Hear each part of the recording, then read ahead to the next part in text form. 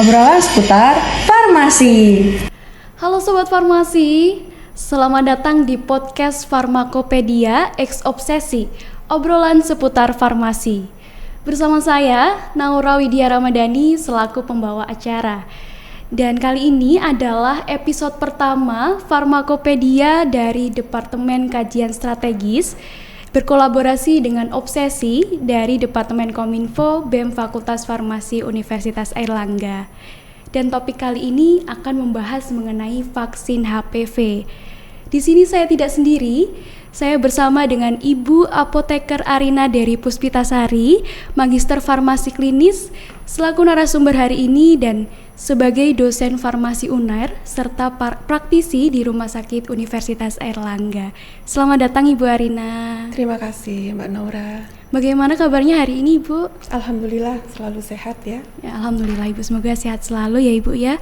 Terima kasih saya sampaikan kepada Ibu Arina sudah menyempatkan waktunya untuk hadir mengisi podcast pada kesempatan hari ini.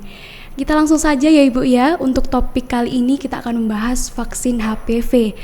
Dan vaksin HPV ini kaitannya erat dengan infeksi HPV itu juga ya Ibu ya. Mungkin bisa dijelaskan infeksi HPV dilihat dari sudut pandang farmasi itu seperti apa?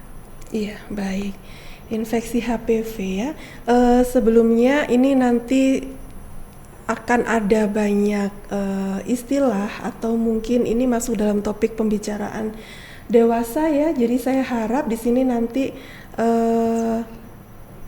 sobat farmasi bisa menyesuaikan diri ya, karena apa yang akan kita diskusikan ini nanti memang ranahnya sudah ke arah dewasa, dan saya yakin di sini sobat farmasi sudah dewasa semua. Sepertinya sudah Ibu. Sudah ya, karena menurut WHO atau Kemenkes ini kategori dewasa adalah lebih dari 18 tahun ya. Jadi saya berharap di sini teman-teman nanti selama obrolan ini nanti bisa menyesuaikan diri ya terhadap istilah-istilah yang mungkin sedikit vulgar kita sampaikan ya, karena memang topiknya sensitif sekali ya. Baik, ini terkait infeksi HPV ya Mbak Nora ya. Infeksi HPV atau infeksi yang disebabkan karena human papilloma virus ya. Ini merupakan virus yang menjadi salah satu ya penyebab utama atau penyebab yang paling banyak menyebabkan infeksi virus HPV atau bahkan bisa jatuh sampai ke tahap kanker serviks ya.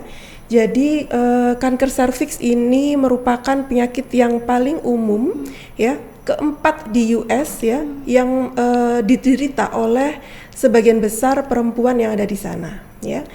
Dan 4.000 orangnya itu setiap tahun meninggal dikarenakan penyakit kanker serviks ini. Sedangkan di Indonesia sendiri kanker serviks ini menjadi penyakit nomor 2 ya, setelah kanker payudara yang menyebabkan kematian tertinggi pada perempuan ya. Di tahun 2021 sendiri itu ada 36.633 kasus ya yang ada di Indonesia, dan penyebab dari kanker serviks ini juga beragam, tapi memang yang mendominasi 95%-nya ini adalah virus HPV ya. Penyebarannya juga beragam. Yang utama adalah melalui hubungan seksual ya, melalui hubungan seksual, baik itu secara langsung ataupun tidak langsung. Tidak langsung tuh bagaimana? Bisa menggunakan sex toys gitu ya, atau menggunakan skin to skin genital ya, walaupun tanpa penetrasi, paham ya? Kalau hubungan seksual itu ada penetrasi ya, meskipun tidak ada penetrasi, tapi kalau misalkan ada kontak skin to skin dengan pasien ya, itu bisa menjadi sumber penularannya juga ya.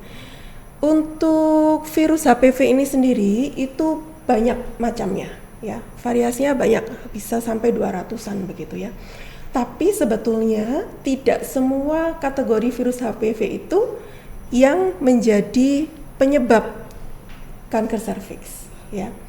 Ada beberapa tipe yang termasuk dalam kategori high risk yang menyebabkan kanker serviks, yakni tipe 16 dan tipe 18 ya. Nah, tipe ini hampir 70%-nya bisa menyebabkan kanker serviks. Sebetulnya ada tipe yang lain juga yang termasuk dalam kategori high risk ya. Ini bisa menyebabkan genital warts atau kutil kelamin ya. Ini tipe 6 dan tipe 11 ya. Menyebabkan sekitar 90% kasus dari genital warts tersebut. Oleh karena itu nanti ke depannya vaksin-vaksin yang dibuat ini mengarah pada tipe vaksin tersebut. Tidak semua vaksin ini bisa membunuh semua varian dari vaksin, semua varian dari virus HPV ya. Memang difokuskan untuk beberapa virus saja yang itu masuk dalam kategori high risk begitu ya. Oke, baik. Membahas tentang vaksin nih, Bu. Mungkin bisa dijelaskan kepada Sobat Farmasi vaksin HPV itu sebenarnya apa dan bagaimana mekanisme kerjanya untuk mencegah kanker serviks? Vaksin HPV ini tujuannya adalah untuk mengurangi atau untuk mencegah resiko dari infeksi HPV. Di sini teman-teman perlu bisa membedakan ya, ada kategori atau ada tahapan di mana seseorang itu masih terinfeksi saja. Terinfeksi HPV, belum masuk dalam tahapan kanker, gitu ya. Nah, untuk vaksin itu sendiri, ini tujuannya adalah untuk mencegah supaya tidak sampai menjadi kanker.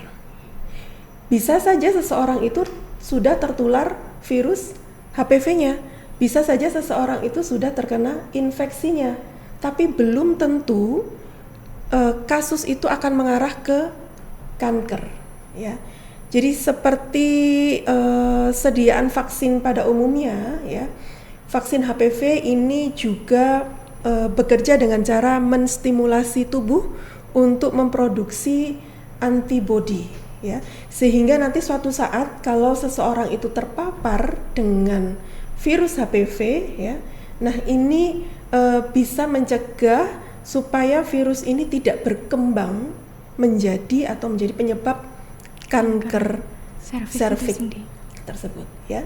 Bisa saja meskipun sudah diberikan vaksin, seseorang itu terkena infeksi, itu memungkinkan.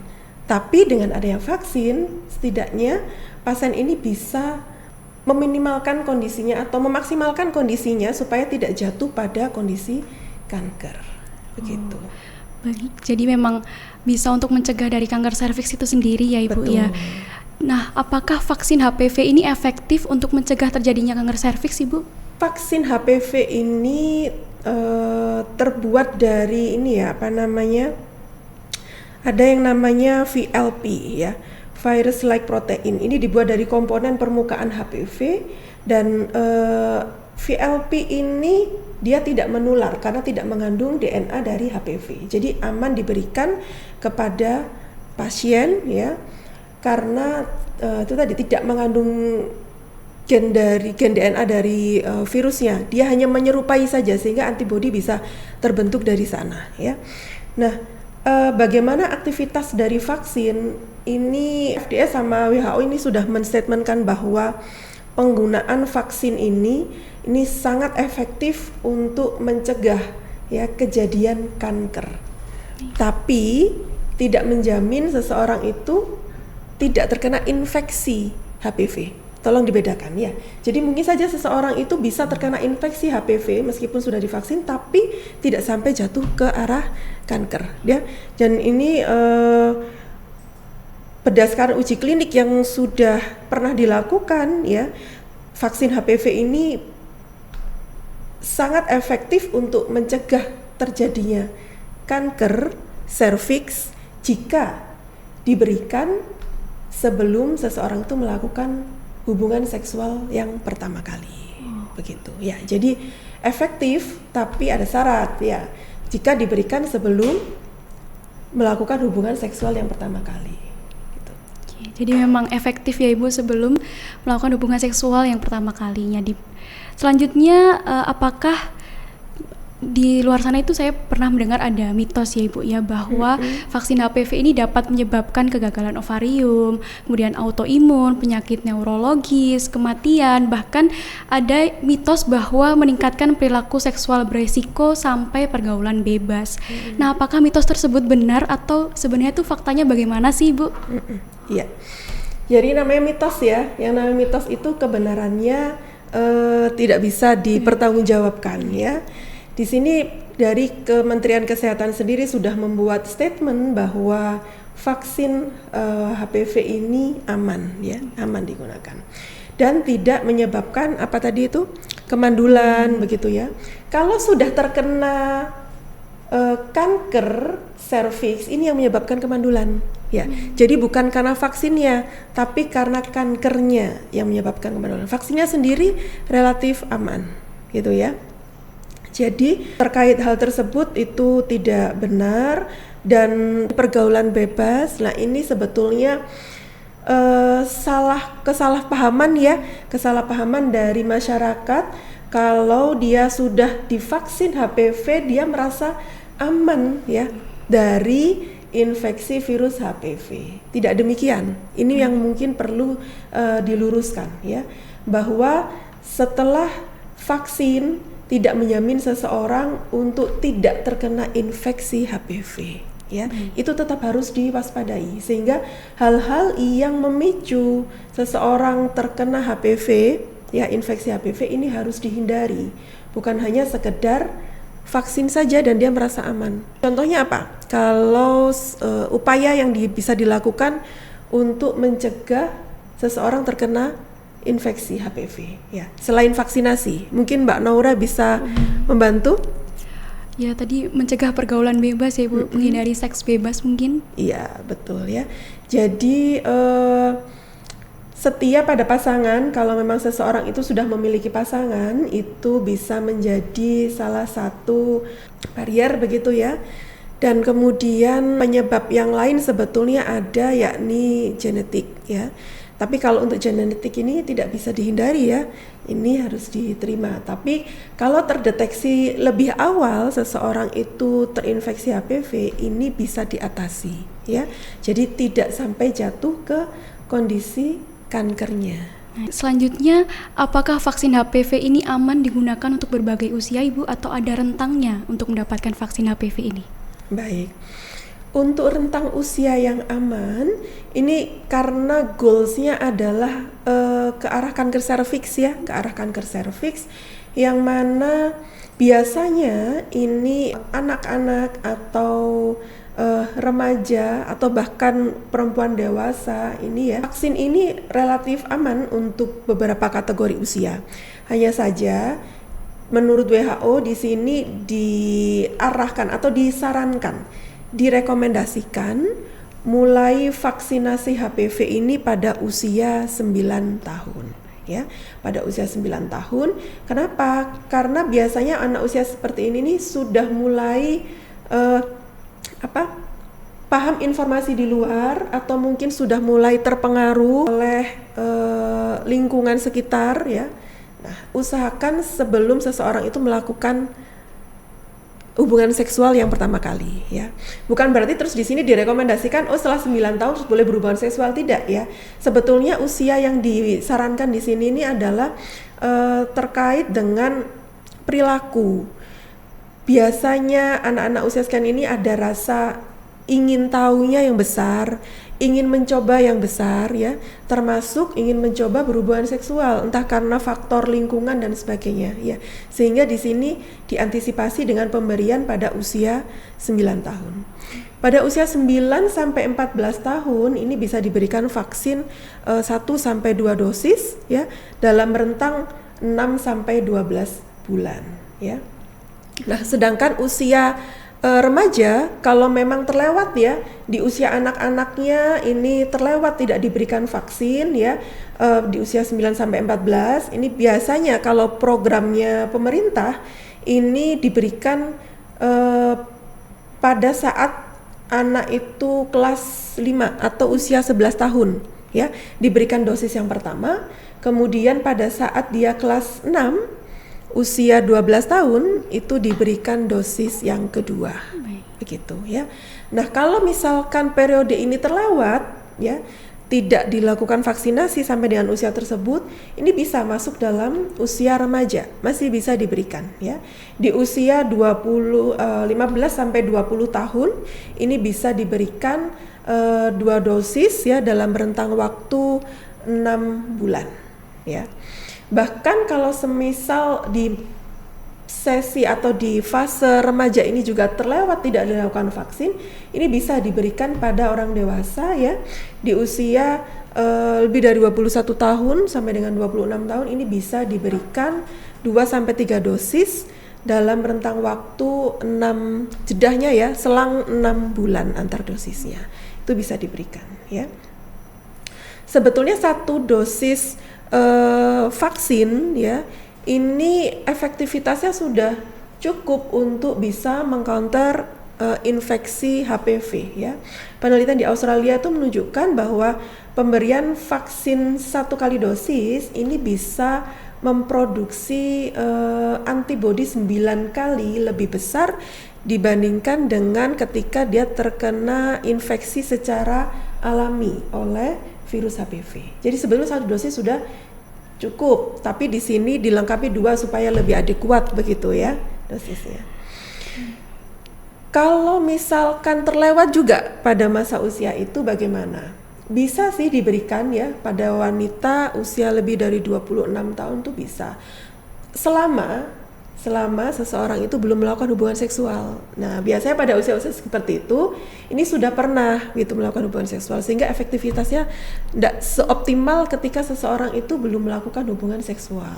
Selanjutnya Ibu ya, kira-kira dari vaksin HPV ini adakah efek samping atau kontraindikasi Ibu? Untuk vaksin HPV ini ketika diproduksi ya, dirilis, FDA sudah mengamati ya bahwa vaksin ini tidak memberikan dampak yang serius ya, tidak memberikan efek samping yang serius. Yang biasanya terjadi ini efek samping ringan saja atau lokal, misalkan saja nyeri atau bengkak di area suntikan. Nah, itu memungkinkan. Sama seperti vaksin-vaksin yang lain biasanya juga efek sampingnya demikian ya. Atau mungkin juga bisa menyebabkan demam ringan, sakit kepala. Itu aja sih. Jadi tidak ada efek samping yang serius pada vaksin HPV yang beredar. Saat ini ada 3 vaksin yang sudah beredar ya. Ada Cervarix ya, di Indonesia ini ada Cervarix yang biasa kita pakai. Kemudian ada Gardasil dan Gardasil 9. Kalau Gardasil 9 ini hanya ada di US biasanya ya. Nah, ini relatif aman ya vaksin-vaksin tersebut. Untuk Gardasil 9 pernah ada laporan ada sinkop ya, sinkop itu pingsan begitu. Sehingga untuk mengantisipasi hal ini bisa dilakukan ini, pasien dievaluasi atau dimonitori selama 15 menit ya dalam posisi tidur atau tetap duduk setelah dilakukan vaksinasi ya, untuk mencegah kejadian pingsan tersebut ya. Tapi kemungkinannya kecil.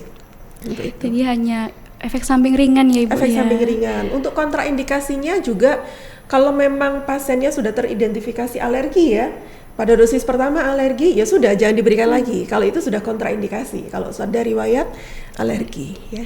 Baik, selanjutnya ini apakah vaksin HPV hanya untuk perempuan saja Ibu? Vaksin HPV ini tidak hanya untuk perempuan ya. Jadi di Amerika itu ada 36.500 ya, 36.500 kasus infeksi yang ada di Amerika Serikat itu dialami oleh laki-laki maupun perempuan ya. Jadi virus HPV ini bisa menyebabkan berbagai macam kanker. Tidak hanya kanker serviks. Kalau serviks hanya dimiliki oleh perempuan, sehingga yang mengalami kanker serviks ini memang hanya perempuan. Tapi virus HPV ini juga bisa menyebabkan kanker yang lain, misalkan orofaringeal, kanker anal, kanker vulva, kanker vaginal atau penil ya, atau kanker penis itu juga ada. Nah, ini dialami oleh laki-laki ya. Sehingga pemberian vaksin ini tidak hanya terbatas pada perempuan saja, tapi juga bisa diberikan kepada laki-laki dan sama amannya. Hanya saja kalau di Indonesia, karena ini masuk dalam program nasional yang tujuannya adalah mencegah kanker serviks ya pada perempuan, maka vaksin HPV ini hanya diberikan kepada perempuan. Karena ini program, tapi bukan berarti laki-laki tidak boleh vaksin ya. Baik, selanjutnya Ibu, jika seseorang ini sudah terjangkit HPV, apakah masih bisa dicegah dengan vaksin atau ada terapi lain atau pengobatan lain yang dapat dilakukan? Baik, untuk mencegah infeksi ini agak sulit ya, kecuali tadi tidak berhubungan seksual ya. Tapi untuk mencegah infeksi ini jatuh ke kondisi kanker bisa dilakukan dengan vaksin. Ya, jadi ketika seseorang itu sudah teridentifikasi terkena infeksi dari HPV, virus HPV ya, bukan berarti dia tidak boleh divaksin, boleh ya, bisa divaksin. Tujuannya adalah untuk mencegah ke kondisi yang lebih berat. Seperti yang tadi saya sampaikan di awal bahwa jenis virus HPV ini banyak, ya kan? Tapi tidak semuanya menyebabkan kanker. Untuk yang non high risk ini sebetulnya tubuh punya mekanisme sendiri. Dia akan tereliminasi dalam tubuh dalam kurun waktu 2 tahun tanpa intervensi. Ya, jadi kalau virusnya bukan kategori yang high risk, sebetulnya dia akan tereliminasi sendiri dari tubuh tanpa intervensi apapun, tanpa obat ya, dalam kurun waktu 2 tahun. Tapi yang perlu dicegah di sini adalah yang high risk. Sehingga ketika seseorang sudah terinfeksi HPV, boleh tetap diberikan vaksin. Tujuannya adalah supaya tidak jatuh pada kondisi kankernya. Begitu.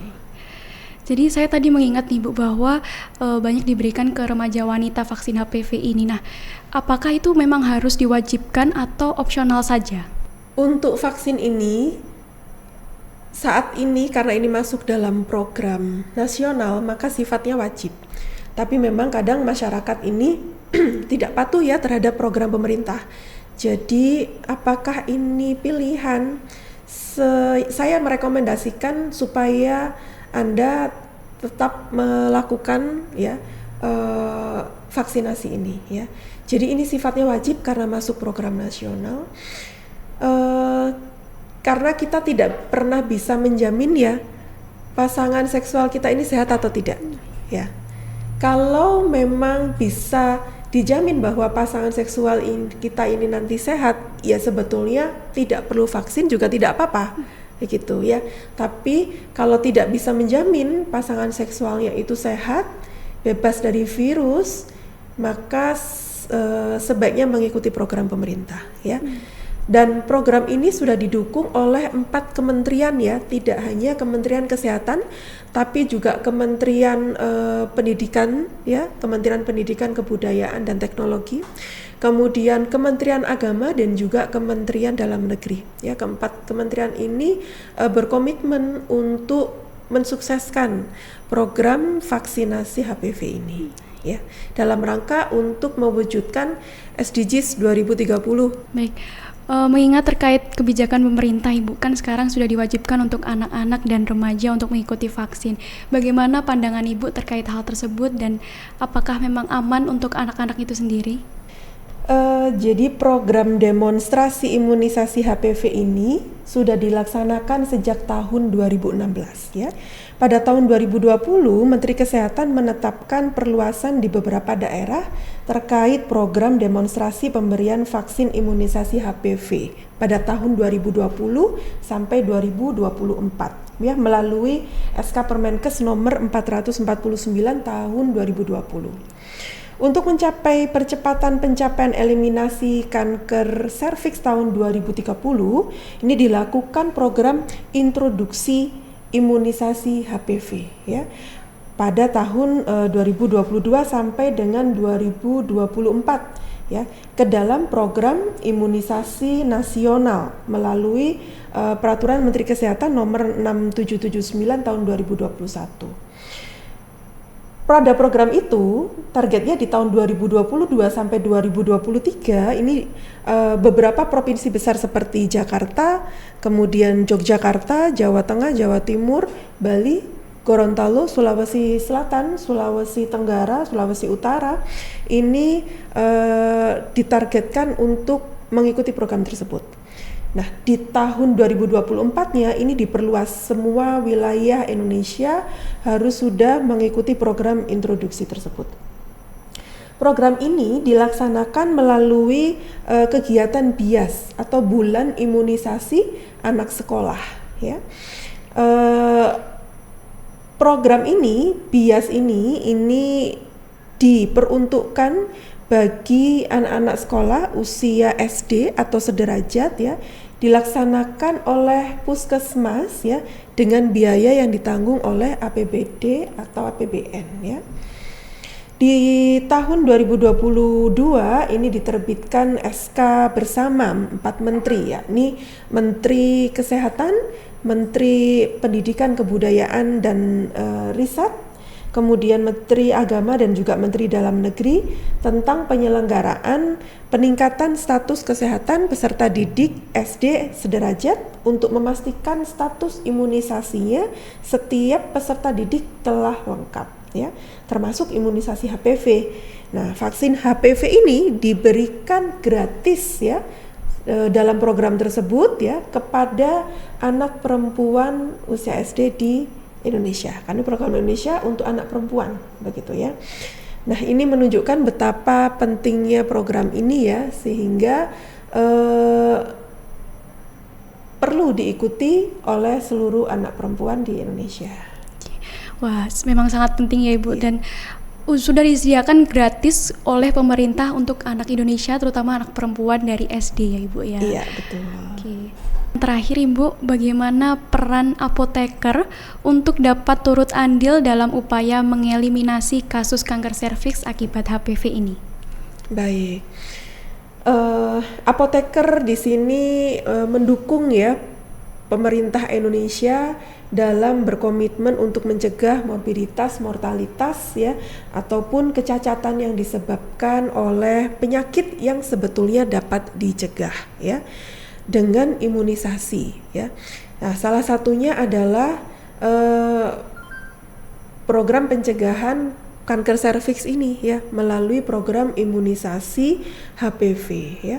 Selain itu, program ini juga didukung oleh UNICEF Indonesia, ya, untuk memastikan bahwa 90%, ya, anak perempuan di Indonesia, ya, yang kurang dari 15 tahun pada tahun 2030 ini bisa mendapatkan vaksinasi, sehingga bisa menurunkan angka kejadian kanker serviks ini sampai ke angka 4:100.000 penduduk per tahun, ya.